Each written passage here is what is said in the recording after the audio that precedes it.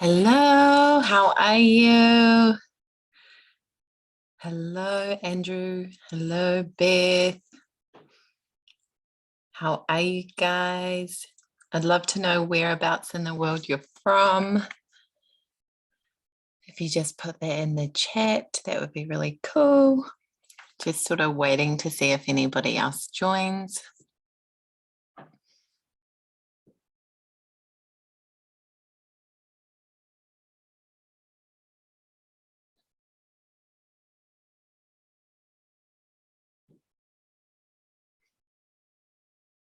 Scotland, how cool. That's awesome. My dad's from Scotland. Oh, here's somebody else. Grace coming in.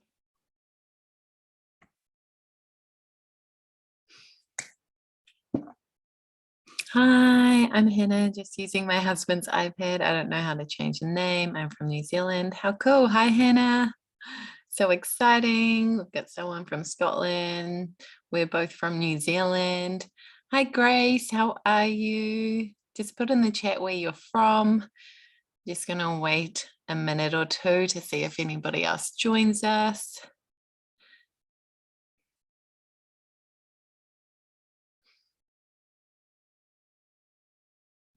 And what's it like where you guys are? It's quite grey and dull where I am. Doesn't look like the best of days.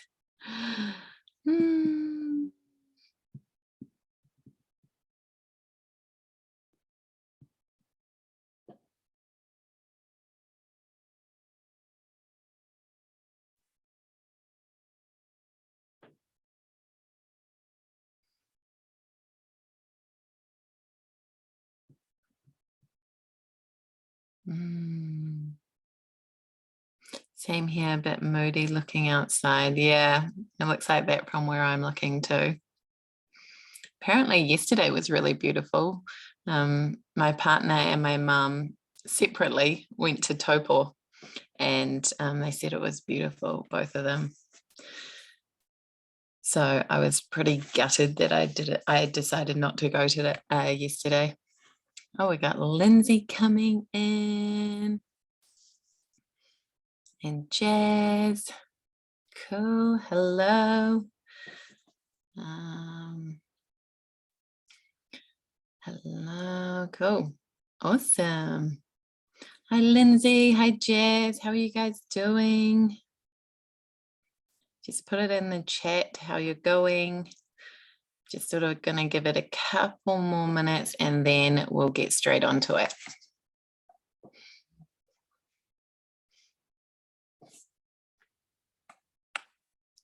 I'm still on Saturday evening here, pretty dark and wet. Yes.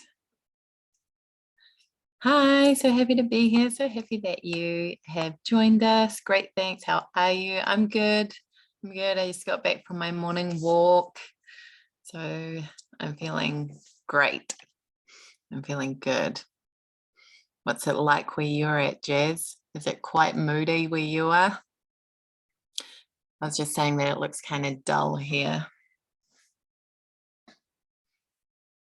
I'm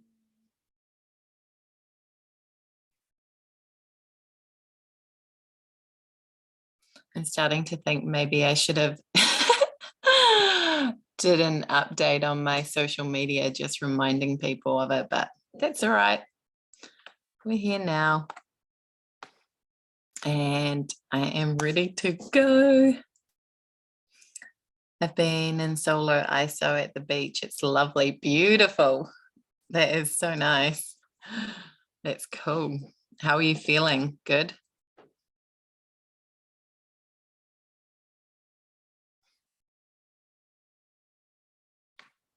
All right. I'm going to start sharing my screen.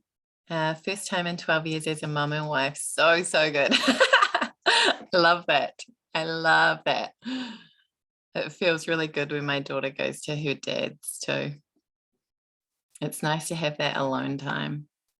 All right, we're going to jump into this. Okay. I have a presentation. I like to do it like that. So welcome to the Mastering Your Mind workshop. Let's see if I can get this up.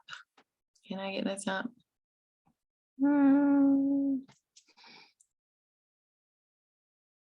Okay.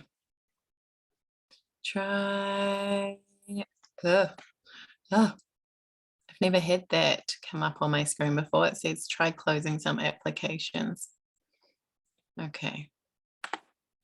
All right, so welcome to the Mastering Your Mind free workshop. I did this on TikTok yesterday. Lindsay was there. Thanks for coming back. And yeah, and I really enjoyed it. So let's get into it. Today on this live, you'll learn what controls your thoughts, reactions, and what to do about it. The 3 steps to achieving anything you want, how to let go of worry, how to build self-trust and confidence in any area of life, how to overcome procrastination. And it says 6 strategies, but we're actually going into 7 because I added one. And I also added how to overcome fear. So that's what you're going to learn. So to master your mind, you must first understand its job is to keep you alive, okay? To keep you alive, your brain wants to keep you in, excuse me, wants to keep you on a familiar path because that path has kept you safe, has kept you alive up until now. And that means that it wants to keep you away from any sort of pain or anything that's a possible threat. And that can be emotionally and physically, right? So anything outside of your daily comfort zone is a threat to your brain, right? It is not worried. Your brain is not worried about your growth as a person. It's not worried about you feeling like the best you possibly can. It is purely here to say, you have stayed alive doing this, and I do not want you to do anything outside of that. Okay. So it is on constant alert and continually trying to keep you in the familiar, which means that anything outside of the familiar, it is going to give you a lot of resistance, right? Because, like I said, it wants to keep you alive. So the kind of thoughts that you have, though, the quality of your thoughts is determined by your programming. So if you've been programmed with a negative mindset, then that's what your mind is going to pump out, right? So for example, like our childhood, especially the first 3 years and then the first 7 years is where the majority, 80% of our programming comes within the first 7 years. Okay. And most of us were raised in unhelpful environments, right? And these unhelpful mindsets keep us small, right? So to adopt a positive mindset, we must first reprogram our mind. Everything starts with how you think about things. There is, you can put 2 people in the exact same situation, and one person with a negative mindset is not going to thrive like the other person who has a more positive mindset. Right, so how do we do that? Okay, so number 1, you want to be like consuming content that helps you expand, right? Watching your verbal and visual programming, right? So one way to do this is check what comes up on your TikTok, check what comes up on your Instagram feed. You'll sort of have an idea of what is programming your mind, becoming self-aware and conscious to your environment, the people around you, who you live with, right? Who you are in daily contact with. Okay. And you must understand that your thoughts are controlled by your state and your reactions are controlled by your thoughts. So everything that we do starts with our state and our thoughts. So if you are in like a happy state, you're feeling really good, a circumstance might happen, and you will think of the thought you might have, right? If you're in a good state, is a really positive one, which means that you might have a positive feeling about it and your action will be positive and then you'll get a positive result. But if you are in a negative state and a circumstance happens, your thought will likely be negative, your feelings will be negative, and then likely you're going to have a negative action or reaction. And this is going to give you a negative result, right? So somebody who is in a negative state of mind, really struggling, might have depression. If their child acts out, their thought is probably going to be negative, something along the lines of, "Oh, my child is such a brat," or they're trying to hurt me, or they're doing this on purpose. And then the feeling that's going to come up is frustration. They're going to react from that place, and then and the result will be that the child gets even more upset. But if you're coming from a state of happiness, maybe your cup's really being filled, you're quite positive, then you might have the exact same situation. Your child might, try and trigger you or do something. And your thought, because you are in a positive state, might be a lot more forgiving, a lot more empathetic, and that feeling, instead of frustration that comes up, might be like, "Oh, they're really struggling. How can I help?" That is a lot more helpful of a thought than, they're doing this on purpose to annoy me.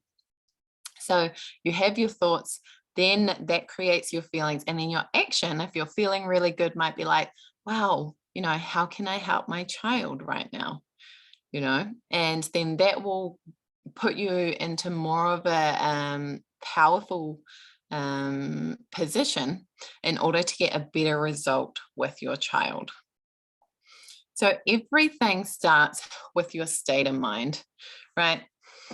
So the three things that we need to do, right, is look at our state, look at our story, and then we decide our strategy.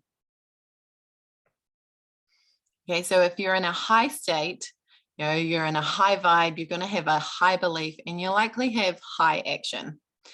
If you have a low state, you'll have a low belief, and you likely have low action. Okay, so after your state, once you've figured out, okay, I need to be in a high state, how can I get myself into a high state, right? Nobody in this world wakes up in a high state every single day. They have routines, they have, maybe they meditate, or they engage in doing some exercise to move themselves in a high state. So once you bring yourself to a high state, you have to acknowledge what stories come up for you, the beliefs, the conditioning, the trauma, the fears. All of these things makes up reasons as to why you'll fail, or why you can't achieve the things that you want to achieve. Okay, because the brain will look at this thing that you want to achieve and go, "Oh, we haven't done that before. No." I'm going to send you so much resistance. I'm going to send you all of these stories, all of these lies, because I want you to keep yourself on this familiar path that has kept you alive. Right? So start noticing what excuses, what stories come up for you. Right? Whenever I do like a workshop, the stories that comes up is like, "You're not going to help anyone anyway. People already know this stuff. What if your internet just randomly doesn't work that day? What if your daughter's sick that day and you have to cancel? Like, how embarrassing would that be?" These are all the stories that come up anytime I engage in a workshop. Okay. Maybe the stories that come up will also be around, "I'm not good enough. I'm too tired. I'm going to fail." And what we want to do in these situations, right, is number one, you want to start questioning your beliefs. Are they actually yours, or are they an internalized caregiver? So often a lot of the voices in our head sound like one of our parents, right? They might be quite critical. Okay. And we have to understand that just because it's in our head, that simply means it's conditioning. It does not mean that it comes from us, right? So I was raised religious, and I left that religion on and off between 17 and 21, right? And then at 21, I was like, "I'm done." My parents left at the same time. Okay. And over the time, I've sort of noticed the beliefs that I carry. For example, that when Russia invaded Ukraine, my first thought was, this is it. This is the end of the last days. And Armageddon's coming, because that's what I was taught, right?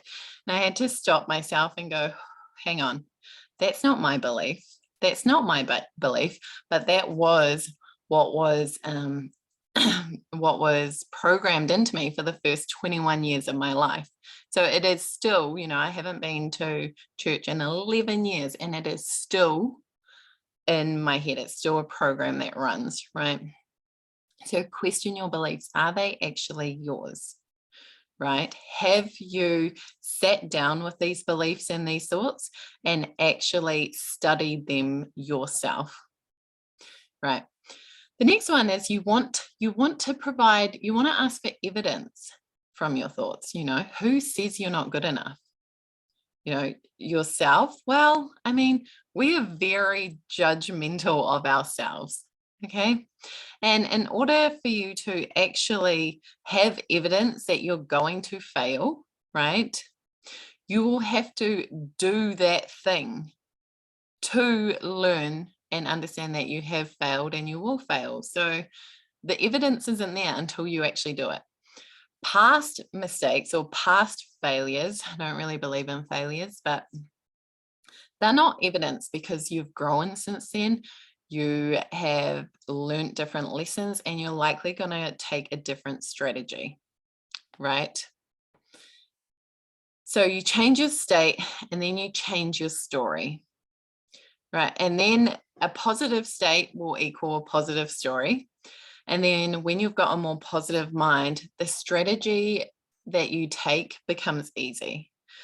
And really, strategy comes with consistency, right? Consistency is your best strategy for anything that you want to achieve. It's not motivation that keeps you going ever. It's not motivation that keeps me putting out workshops. It's not motivation that keeps me doing videos on TikTok. It is consistency, right?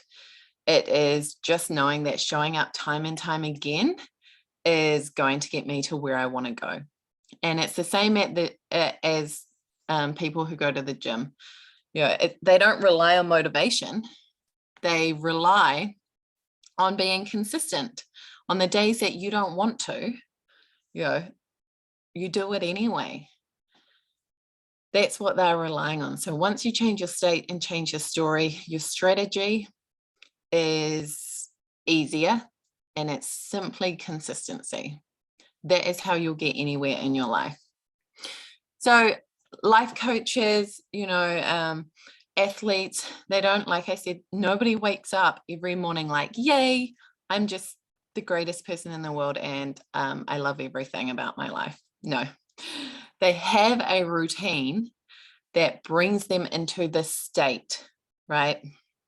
So what do you have to do every morning in order for you to start taking radical responsibility for your life? Radical responsibility is where we put things in place to make sure we get the best result, right? It doesn't have to be like, I know some people that journal and meditate and work out, and they do all of this before their child gets up. Love that. I'm not that person. Okay. I do 2 minutes of deep breathing and about 3 minutes of stretching, and that's it. I only want to be getting up like 5 to 10 minutes prior to my child. So it doesn't have to be this big, hard routine first thing, right? We don't all have to get up at 5 a.m. So what is it that's going to help you? Okay. The other thing that I often do is I remind myself, it's all your mindset, Annalise. Everything that you do comes back to the thoughts that you're having in your head. And each day when I get up, I'm doing my stretching, I'm doing my deep breathing, and I'm also saying to myself, this is going to be a great day. You're going to do great. Have that belief. So I want to move on to the Sedona method, which is where we try and let go of worry, right? You let go, because this is one of the hardest things. And you might have to do this technique numerous times before you can actually let go of the worry that you hold. So your first step is you want to focus on an area that you want to feel better about. Okay, so maybe it's like a argument that you had with your partner, or, something's really worrying you. Step 2 is, and this is just a possibility, you're simply going to ask yourself, could I let go of this feeling, or could I allow this feeling to be here? Could I even welcome this feeling? A lot of the time when I'm feeling down or sad or angry, a lot of the time I'm just letting it be there. I'm not in resistance to it. Any resistance that you have to your feelings is going to cause you more pain than the actual feeling. Okay. And that resistance comes from often this belief that you shouldn't feel that way. Right? I shouldn't be angry. I should be happy. And a lot of that comes from this toxic belief, like, you've got it better than everybody else in the world. So, you should just have a smile on your face. I hate that. I hate that. We feel how we feel, and it's better to validate that. Right? So just sit there and ask yourself, could I let go of this? Could I allow the feeling to be there? Or could I even welcome this feeling, embrace it? You can be sad and still get on with your day. Okay. You can be angry and still get on with your day. Okay. So once you've gone through that, and that will sort of take a while, move on to step 3, which is where we're getting a little more decisive, right? Am I willing to let this go? And if there's any resistance there, I really want you to write about it, even talk about it into your phone or record it. Journal on any resistance that you have. Like, why am I not letting this go? Would I rather have this feeling, or would I rather be free? Right. So sort of just journal on that. It might take a few days, it might take a week. Just sort of explore, what is the resistance? What am I afraid of? Is what you're going to ask yourself. What am I afraid of? Maybe it's that if you let this go, then something, there might be a natural consequence that happens that you're afraid of. Just sort of work through that, write about it. And then next thing we're going to move on to is step 4, where we're being decisive. When are you going to let this go? Right? Anything that you hold on to, it's not affecting the other person. It's affecting you.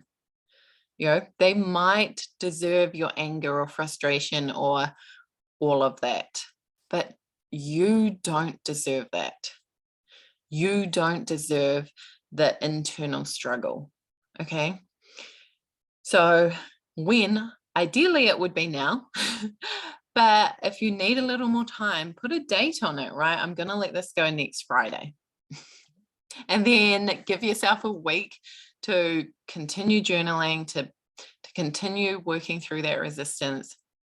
And then you are simply going to make that decision. Letting go is a decision, and it also, a strategy is to distract yourself from that. You might have to repeat this as necessary. Okay. So that is our letting go technique. We're moving on now to how to overcome procrastination. And I got this from my coach, which is Coach Keza. He is on Instagram and TikTok. His name is Kieran Headley.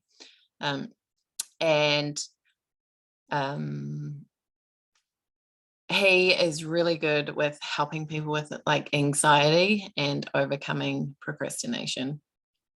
Right, so number 1, what you want to do is be completely real, totally raw with this. What is the true cost of not moving forward, right? So you might be trying to learn peaceful parenting strategies, but you have all these stories in your head like, I'm not that person. I can't regulate my emotions. This won't work for me. All of these sort of things. You want to sit down and ask yourself, what is the true cost of not doing this thing, right? It might be you lose the relationship with your child. It might be that there is resentment in your household for 18 years, right? It might be, your family, that dream that you had for your family, it doesn't come true, right?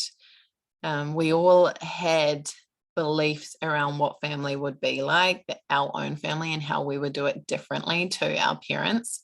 So that might be the cost of not moving forward. The second one is, what is the value of moving forward, right? So if we're going with the same one, it might be a stronger connection with your child. It might be a deeper understanding of yourself. It might be that you have more self-compassion and you are able to bring that compassion to your child. It might be that you break the cycle that has gone on for, throughout your ancestors. What a beautiful thing. What is the value of this? And then again, we want to check out, where is the resistance coming from? How can I stop resisting, right? There is always a resistance to change simply because of what I talked about at the start of this. Your brain likes to keep you in a familiar pathway. Okay, so it's going to throw you stories. It's going to send you resistance. It's going to bring your ego up, and your ego is going to say, this isn't going to work for me, or I'm not capable of change, right?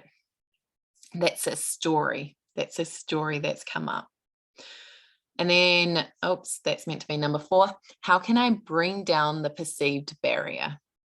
How can I embrace the pain, right? When I think about working out or going for a walk, I'm always like, yuck, I'll get sweaty. I hate that.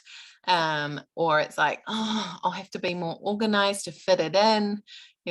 Once you embrace those things and you become decisive, that perceived barrier comes down. If you're wanting to do something and it costs quite a bit, maybe there's like a payment plan, or maybe you can spend time saving up for that thing, right? How can you bring down that perceived barrier and embrace the pain? How can you look at what you've perceived as like a negative thing and then go, yes, but I will gain these skills, right? So bring down that perceived barrier. There is always one. And once you can embrace that and be like, okay, you know what, I'm going to have to get up earlier to go to the gym. I am going to get sweaty, but I'm going to get all of these benefits. That's going to be a lot more helpful for you moving forward.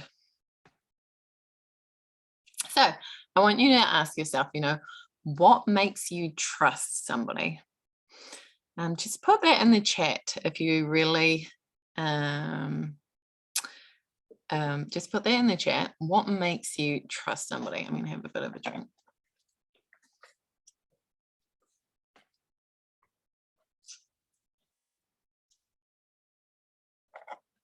Thank you, Lindsay.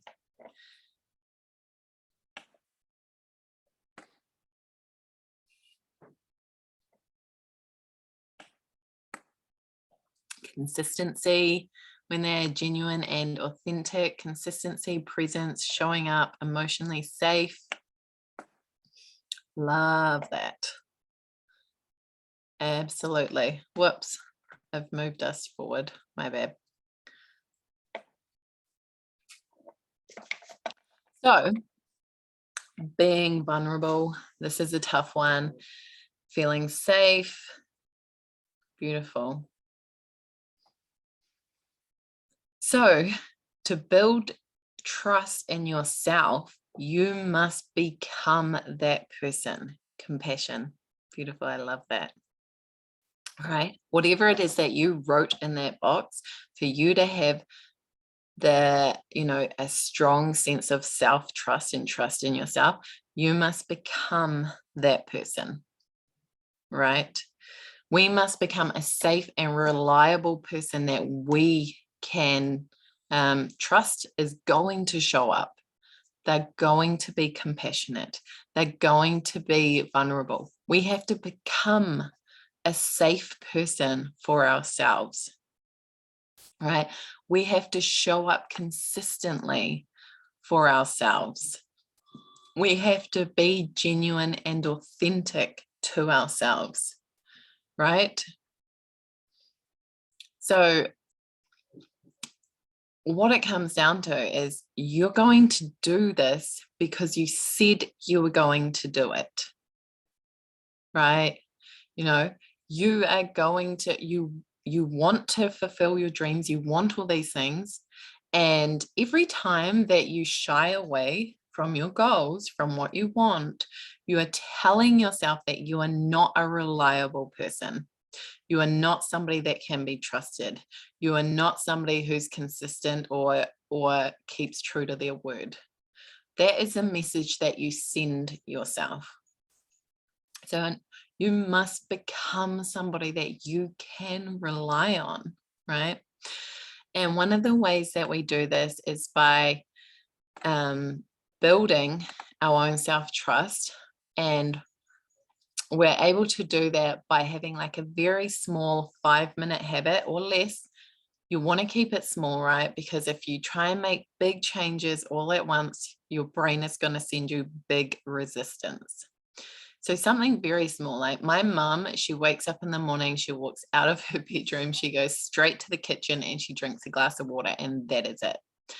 And that is her consistency. That is her building her self-trust, right? And once you've sort of done that for a month, you can jump in and try and add another habit.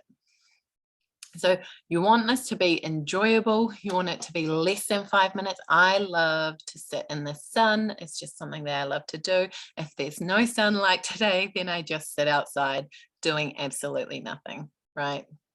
I just enjoy 5 minutes or less of peace, really. So ask yourself, what is a very small habit that you could do daily that is less than 5 minutes, right? I also have my stretching and my deep breathing, right? And this is going to help you start building self-trust. Yes, I love this. Thank you, Beth. Okay. So we start building self-trust, we start building self-confidence, and now we have to overcome our fear, right? Often we like to avoid our fears, dismiss them, repress them, push them away, whatever you can do to get them out of your mind. But unfortunately, how our mind works is anything that we push out of our mind, our brain goes, oh, that must be a threat. I'm going to keep coming back to this, and I'm actually going to make this fear bigger and bigger and more terrifying, right? And that often makes things worse. So what we have to do, and it sounds so cliche, but we have to face up to our fear, right? And how we do this is we sit and we give ourselves 5, maybe 10 minutes quiet time in your room or any place that you feel safe. And you want to watch your fear. You want it to play over in your mind, right?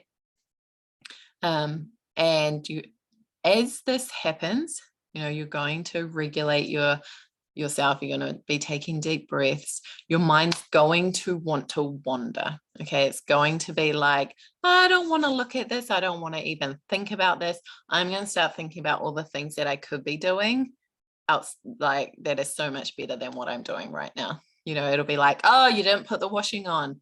Oh, we need to get to those dishes. Oh, I forgot to hand that report in to my boss. It's going to do that. And with no judgment, with complete compassion, you're simply going to guide your mind back to your fear, to watching it again, right? To replaying that worst case scenario in your head. When I started my social media, my biggest fear was being made fun of, having my people who know me like laugh behind my back, having people write horrible things on my videos, and also like putting out videos and people just not engaging or not wanting to follow me or anything like that. That was my biggest fear.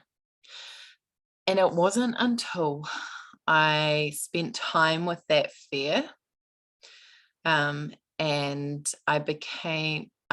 had to embrace it, right? I had to be like, okay, that might happen, and understand what meaning have I attached to that. Well, the meaning that I believed that would mean is that I was not worthy, I was not good enough, I was a burden, right? So once we embrace the worst case scenario, we ask ourselves, what is the meaning that I've attached to that? Then you will find that things are less of a threat because your brain gets used to it. It starts watching it. It starts being like, okay, I've been looking at this fear, and maybe I can find a solution, because when things are less of a threat, we're able to come to more of a safe place in ourselves, and we find a solution, right? What we can also ask ourselves is, what are 3 things you can put in place as a safety net, right? So for mine, when I started making videos, I was like, okay, you're going to commit to putting out over 100 videos before you quit. Okay, I was like, 100 videos before you quit. Okay. And then I also reminded myself, somebody who is writing horrible things on your videos, do you think that they are having a beautiful life? Probably not. So instead of fearing what they say, how can you have empathy for what they might be going through? How can you have empathy for the fact that something that you're saying is triggering them? Almost on any video I write, somebody says something like, "Oh, just wait till you have kids." And it's like, well, I do have kids. I have a child, right? So, and I had to come to being okay with people misunderstanding me. There is always going to be somebody who misunderstands you. And you have to understand that that's okay, right? It's okay to be misunderstood. You can be misunderstood and still be safe, right? So you want to watch your fears. Don't try to avoid them, okay? It's just going to make things worse. So now we're going into the 7 strategies that I use to master my mind. The number one, if you've followed me for a while, you'll know that I often say thoughts aren't facts. Your thoughts are often pushed by your limiting belief, your fears, and your trauma. That doesn't make them factual. All right. They are our conditioning that was passed on to us. So whenever my daughter is acting up, there is still a thought of like, this would be all over if you just punished her, right? That thought still comes up. I've just learned to ignore it and tell it, well, that's not a fact. Your thoughts aren't facts. And I'm going to do the best I can with my own strategies, right? So once you really get this nailed down, you are able to look at basically any thought that comes up and go, oh, that sounds like my ego. That sounds like trauma. And you understand that your trauma and your ego and your fears, they're going to try and keep you very small. They're going to try and keep you in your comfort zone. They're going to try and give you excuses, okay? But they're not factual. On the other side, you might have your intuition, and your intuition, it makes you feel hopeful. It makes you feel expansive, like you can possibly grow. Now, understand though that your intuition is still quite scary. Your intuition will often show you your first step, but it won't show you anything else, right? So with my last relationship, my intuition said, you have to leave. It didn't tell me where to go. It didn't tell me, I had nowhere to go. It didn't tell me why. I kind of could see all these toxic traits, but my trauma and my ego were being like, you can't be a single mom, you're incapable of doing that. You can't go live with your mum. She's living with her boyfriend in a tiny 2-bedroom house. You can't move in with your dad. He's in Australia. Like, you have nowhere to go. And it was COVID. It was the first lockdown back in 2020. I was like, nobody's renting places. Like, where are you going to go? But I had to trust that my intuition was right. And what ended up happening is, yes, for the first week, I had to sleep on the floor with my daughter at my mum's boyfriend's house.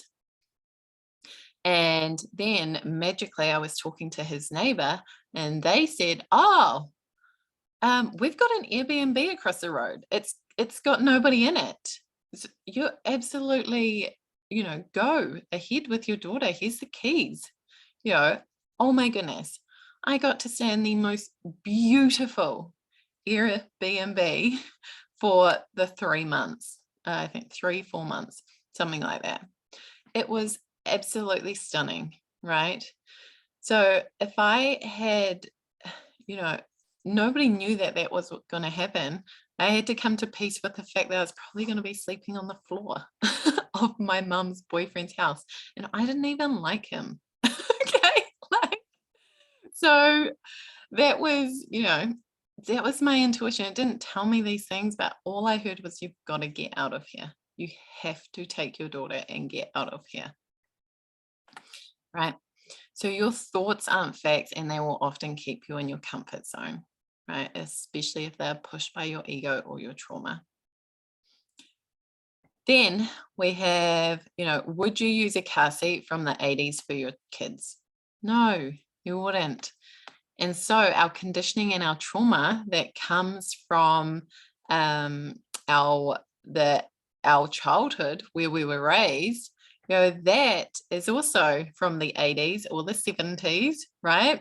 And so don't use that conditioning to parent your children or to move forward in your life. It's old school. It's gone, right? We have to update. We have to move on.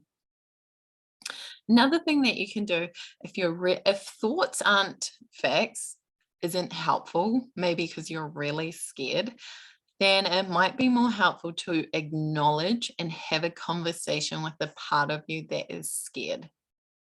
Okay, the part of you that's frustrated, angry, acknowledge them, validate them, make them feel safe and seen.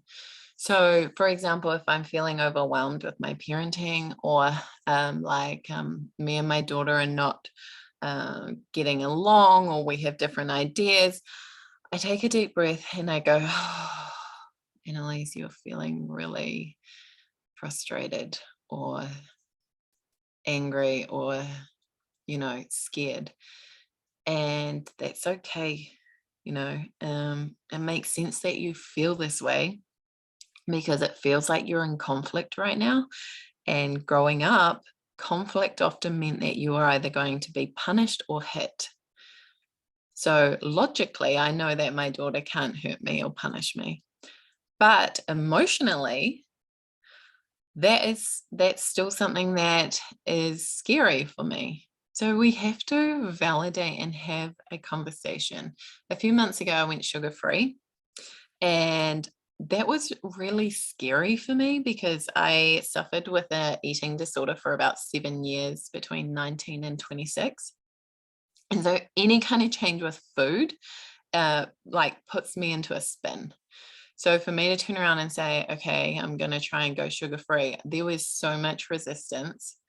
And I was getting annoyed at myself, right? I was going, oh, why are you resisting this? This is so silly. It is the smallest change, and that wasn't working. It wasn't making myself feel seen or heard. So I had to sit down with myself and have a conversation and say, why are you so afraid of this? And, I kind of spoke to the younger version of me who had that eating disorder. And she said, you have punished us so ferociously. You starved us for days. You then binge ate for days. Then you tried to, throw your food up. You gave me diet pills. You forced me to go to the gym for 3 hours a day. Like, you put me through so much trauma around because of food. Like, I am terrified that that's going to happen. You would say horrible things to me, right? And then it all made sense. I was like, oh, of course I'm afraid. Of course there's resistance. And I had to sit down and say to the part of me that was scared is, I'm coming from a really loving place now. I will never starve you again. This isn't about losing weight. We're doing this because our energy levels when we have sugar go high, and then you're exhausted because they drop. And then you're picking up more sugar to bring yourself up, and then you're exhausted when they drop again. I'm doing this because I love you, right? Back then with my eating disorder, I did it because I absolutely hated myself. So having that conversation brought myself, and I had to have numerous conversations with myself, brought myself to a place of acceptance. And now it's been 2 months, which has been great. And it wasn't really that hard. It wasn't that hard because I acknowledge the fear. You acknowledge how scary and afraid you are. You make that part of you feel safe and seen. The next one is an affirmation. I can do hard things, right? I was raised in an environment that made me feel incapable. My mum was very permissive. She did everything for me. And whilst I enjoyed that at the time, it also sent me the message that I was incapable. I remember my dad trying to teach me to mow the lawns. I think I was like 14 or 15 years old. And my mum came out and she said, don't you dare try and get her to do that. She will cut off her toe. Like, as if that was a fact. Like, there was no trust in what I could do. And so I learned I can't be trusted. And we are raising our children so often this way. That if you saw what I shared on Instagram a couple of days ago, a guy called John Holt, he said, in order for us to trust our children, we must first trust ourselves. And unfortunately, in childhood, we were taught that we could not be trusted, right? And so we have millions of people on this earth who have no self-trust, and they're holding this belief from childhood that they are incapable and they cannot do hard things. And that was the message that we were sent, right? And so I remind myself often, I'm coaching myself and I say, this is hard. It makes sense that this is hard. I can do hard things, right? You want to consciously choose your hard, because everything in life is going to be hard. Being overweight, hard. Keeping fit, hard. Working in a job that you hate for 45 plus hours a week, hard. Running a business, hard, right? Parenting peacefully, hard. Parenting with fear and dealing with that guilt and shame, also hard. So you want to consciously choose your hard and understand that any change is going to be hard. It's going to feel hard, right? One small change that I actually haven't put in here that just came up right now is even changing the word hard to new or different. Removing the word hard altogether. So if you think in your head, oh my gosh, this is so hard, right? You can even reframe that too. It's not hard, it's new. And it's different, right? I've actually been using that for with my not eating sugar. I'd stop and say, I can do hard things. And at other times I would turn around and say, actually, this isn't hard. It's new and it's different. Okay. And then you can give it a time frame. If I wake up in the morning, I feel really tired. I look at my watch and go, okay, I'll have my daughter to kindy in an hour and a half. Okay. All I have to do is an hour and a half. Or if it's a day where she's with me for the whole day, I'll be like, how fast can we get to the park? Right. And then I'm like, okay, I've only got 2 hours before, the sun dries the park out and we can go. So I just need to get through the next 2 hours. Right. So give it a time frame, choose your hard, and even reframe it as new or different. Borrow someone's confidence. I love this. So Thriving with Vanessa is she is a mindset coach. She is on TikTok and she is also on Instagram. And she is one of the most confident people I have ever met in my life. Right. And she shared this tip a few days ago, maybe a week ago, and I loved it. Right. Because I often do think of her just before I'm about to release a program. I'm like, oh, what would Vanessa do? Okay, we all know somebody who is confident. Can we step into their confidence? Can we borrow their confidence just for a little bit? How would they handle this? What thoughts would they have? All right. Borrowing somebody's confidence, it's a really great thing that we can do because we're still ourselves, but it feels like we're somebody different. We're thinking differently. And it's almost like a mask that we put on, right? So who is somebody in your life that is confident, and how would they go about this situation? Borrow their confidence, and then you can step back out and be yourself again, right? The other one that you can do is you can write a list of your ideal self, embody them. How can you step into your own power? You choose how you will be, nobody else. So, my ideal self, she thinks the best of people. She tries to give people the benefit of the doubt. I try when I feel triggered, my first thought is, I don't think they meant it that way. I give, my ego will come up and be like, they're trying to attack you. And I give them the benefit of the doubt. And there's times where I've said to my partner, my daughter's dad, or my mum or my dad, I've said, hang on. I don't think you meant how that came out. I don't think you meant it that way. Is there a way that you can, say that differently so I can feel less attacked? If I feel less attacked, I can be more present and loving in this conversation. And I give them the opportunity to say those things back to me as well. And I have never had anyone be like, that is how I meant it. Right? I've never had anyone do that. They've all been like, yeah, okay, maybe that was a little harsh. Sorry. How can I do this? Because they can see that I'm trying to continue this conversation with love, right? So how can you give someone the benefit of the doubt? Is that what your ideal self would do? My ideal self drops her ego and chooses empathy. Okay. So if somebody is really on my case or has said something really triggering, I ask myself, okay, if we drop our ego, how can we respond with empathy? Right? Because it sounds like this is what they really need right now. They're really struggling. Okay. You choose how you will be, nobody else. If somebody can trigger you, you're at risk of being enslaved by almost 8 billion people in this world. I keep this in mind all the time. Don't give them that power over you. No one deserves that power over you, not even your child, right?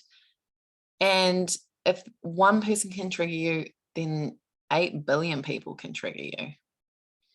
And that's not my ideal self. My ideal self isn't triggered by 8 billion people. I'll ask myself instead, maybe they're going through something really hard, right? So step into your own power, write a list of what your ideal self looks like. My ideal self is compassionate towards people. And sometimes that doesn't immediately come out. Sometimes my thought will be like, oh, this person, and try and think the worst of them. And I take a deep breath and step back and be like, step into your ideal self. What would they think? And then I can reframe my thought. Oh, they're probably struggling right now. Right. So we can also write a list of your past achievements or the things that you have overcome and reflect on how hard those things were. And you did it, right? This too, this thing that you're afraid of doing, this will be something that you add to your list of things that you've overcome in your life. I'm going to add this workshop to the list of things that I have achieved and done in my life, right? Anytime I post a video on TikTok, I get nervous.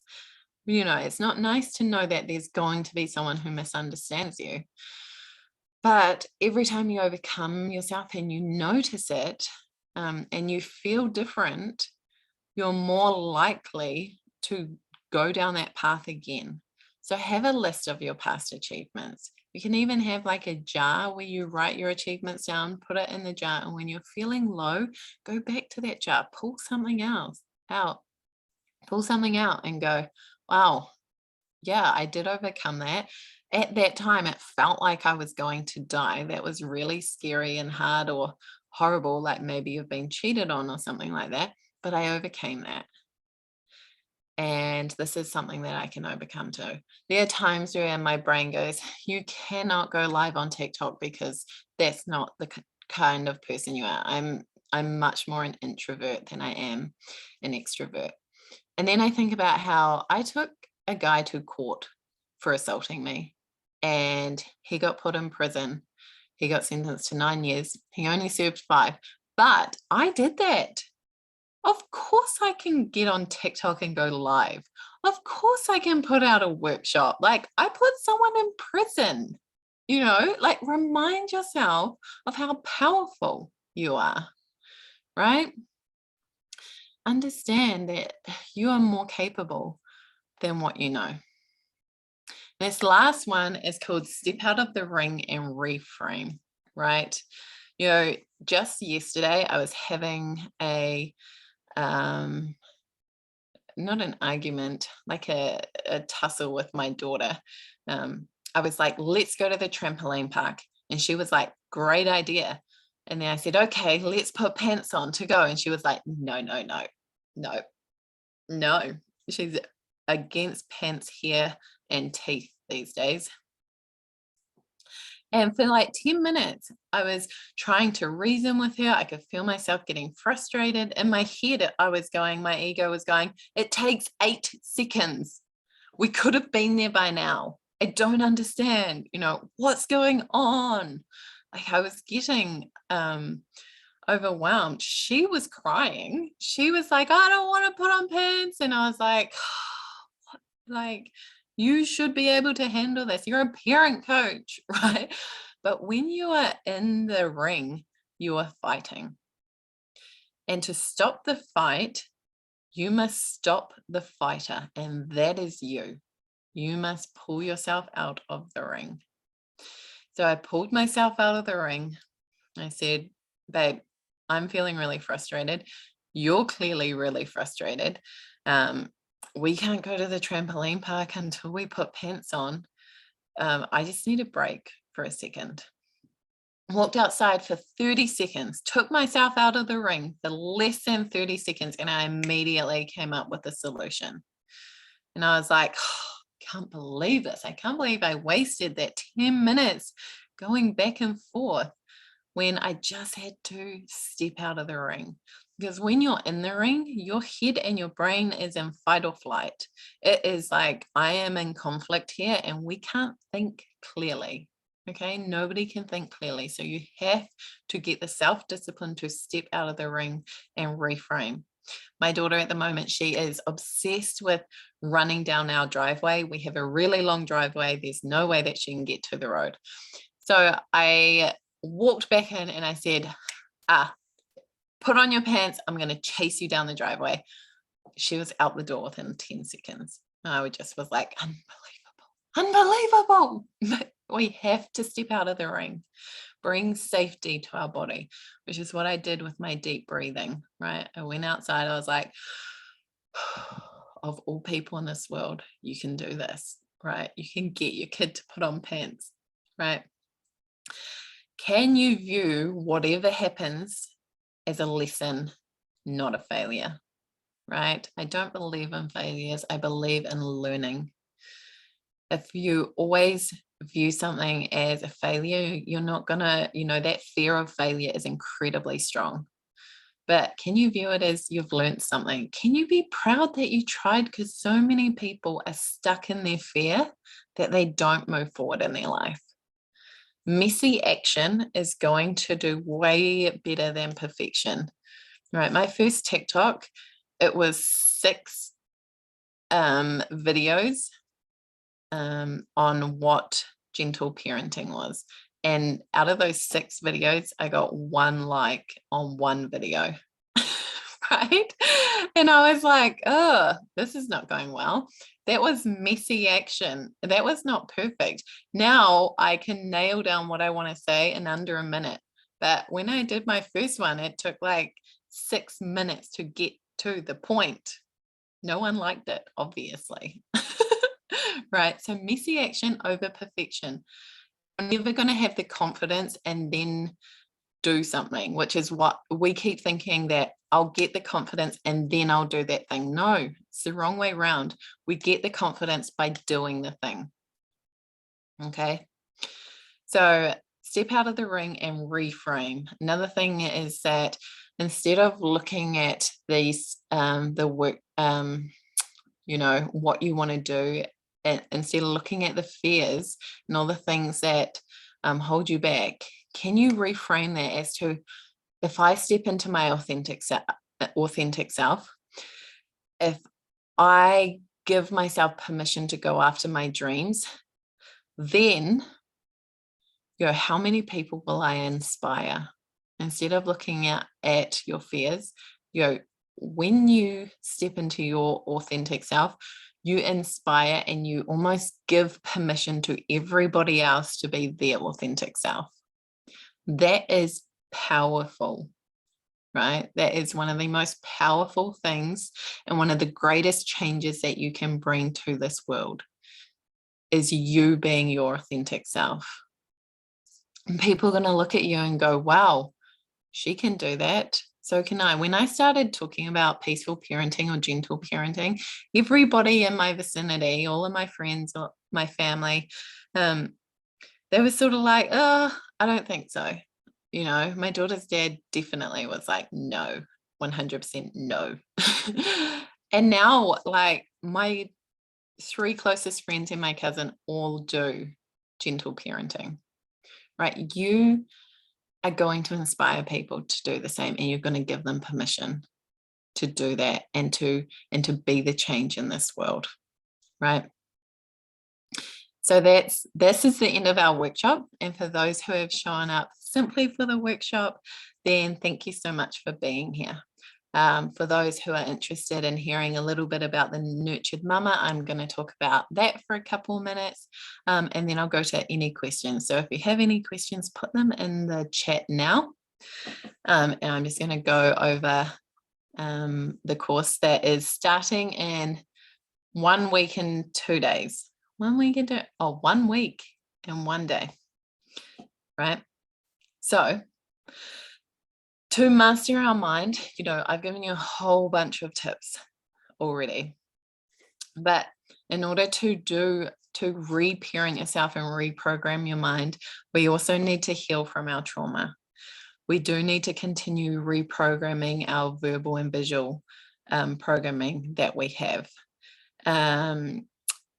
What we've talked about today, we haven't even touched the sides, right? There's so much more that we can do to improve our mindset. We also need to conquer our fears, change our beliefs, and tame our ego, which is what the Nurtured Mama's reparenting course, starting next week, is all about. Okay. We're also going to learn about reparenting our reactions, how to cultivate a secure attachment to pass on to your children, how to regulate your emotions, manage your triggers, how to cope with emotionally immature people, how to set boundaries lovingly, language changes and healthy communication, And also there'll be peaceful parenting coaching as well, right? This whole course is designed to help reparent you into a confident, stable parent and to give you the tools that you need to smash parenting from a secure attachment. We need to become what we want to give our children. Right. So what you're going to get is you'll get 6 weeks of weekly Zoom sessions. They are all recorded in case you can't make it, and you'll get lifetime access to that. You will also get my workshop on how to raise competent children, my ebook, which is 43 strategies to raising emotionally resilient children. This workshop is included. I have been recording this, so you'll get this replay. You also get access to me during those stressful times. You can message me and I will message you back, right? And you're also going to be in a support group of women who are reparenting also, because sometimes this work feels lonely. So we have multiple payment plans, 2 lots of $2.99. That's New Zealand dollars, which I believe is 200 US dollars. So that comes out monthly, or 4 monthly payments of 150 New Zealand dollars, which is 100 US dollars. But if you pay upfront, that gives you a saving of $100, and that is $4.99 New Zealand, or in American terms, I think it's $340. Okay, so those payment plans are on if you go to the link in my bio on Instagram or TikTok, then you are able to access those payment plans. Okay, so to be part of the Nurture Mama, like, you can go to the links, or if you have any questions at all, right, you can message me on Instagram for any questions that you have. So there will be like a majority vote for when the sessions will occur. So we can try and get the majority of the people on the call live. So thank you so much for joining me. And if you have any questions, please put them in the chat. Jazz says, start with competence, end with confidence. I love that. Well done. Thank you. Nice refresher. The 80s car seat. So good. Wonderful session. Thank you so much, Jazz. So much power in trusting the positive. Totally.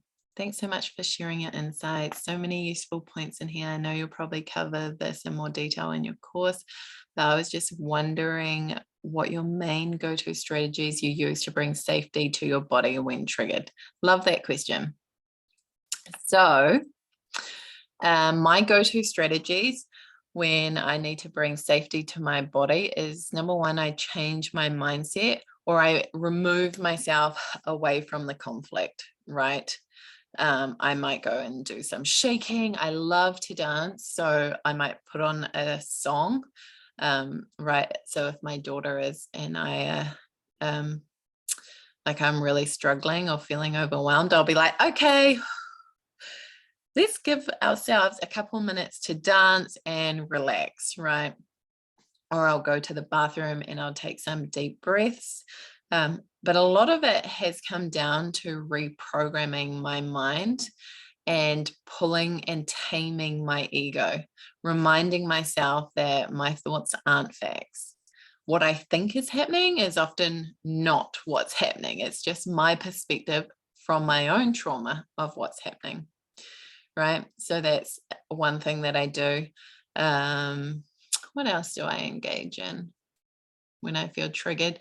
If I'm having like a discussion with my partner and it feels triggering, sometimes I need space, right? Because I know that my fight or flight, we've got four things that we do involuntary, and your children will have these as well. So fight, my daughter has fight. She will lash out, she'll try and hit. That's involuntary because she is feeling unsafe, right? My one is freeze. I just freeze in moments where I feel unsafe. Like if I'm having a discussion with someone and they say something that is kind of shocking to me, I'll be like, and it becomes really awkward. And that's okay. It is what it is. The other one is, and then my second one is that I want to run away from the situation. I want to leave. Like my partner is somebody who wants to talk about things immediately, but he knows that I have to feel safe. And that means that I need to go for a walk, go to my room, get out that overwhelming energy, and then I can come back and talk to him. It might be, 20 minutes later. And then the other one is fawn. Fawn is where someone just does what you say because they're too afraid to do anything different, right? So understand which is yours, understand which is your child, and understand that these are involuntary, okay? So in that space, if my daughter's lashing out, I will simply hold her hands gently and I'll say, I'm not going to let you hit me. You can hit the pillow though. You can, throw the ball, but you can't hit me. And in the moments that I'm freezing, like I know that I need to remove myself from the situation. So I just let that person know. There is actually a study in the book, The Body Keeps a Score, that says that in some people's brain, the part that is responsible for communication shuts down when they are in that flight or fight in that arena. So we must give yourself compassion, right? That's another thing that I do is I validate myself. It makes sense I feel this way. It's okay to be angry, okay?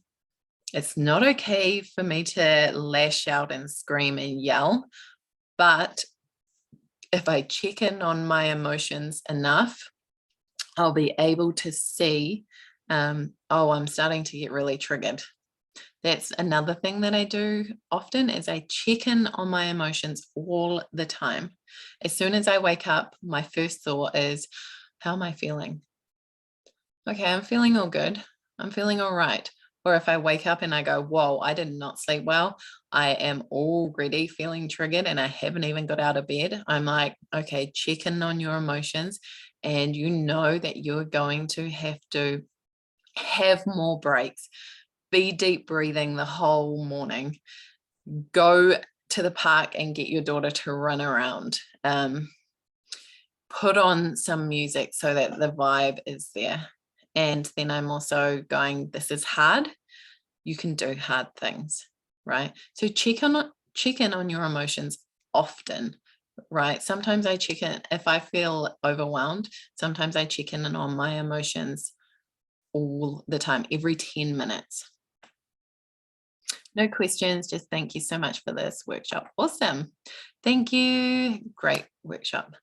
Cool. Thank you so much for joining me, guys. I hope you got a lot out of this and just let me know if you have any questions. All right. See you later. Thank you.